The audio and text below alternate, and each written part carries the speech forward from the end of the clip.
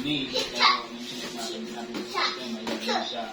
Ano yung system yung pangalan niya dito sa mga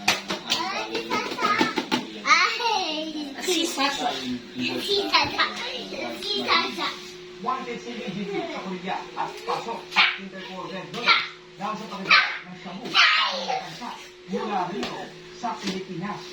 At ang kanyang ginagawang modus para pasok niya ang kontrabando. yung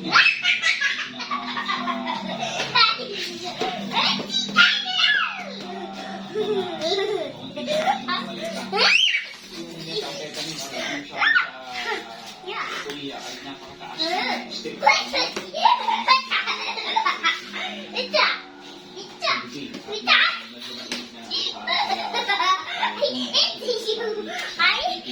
Hindi niya pinagpatuloy.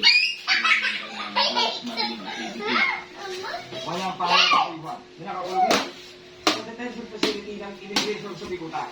Nakikipag-ugnayan tayo sa PIDEA upang malaman kung may connection siya nito. Yung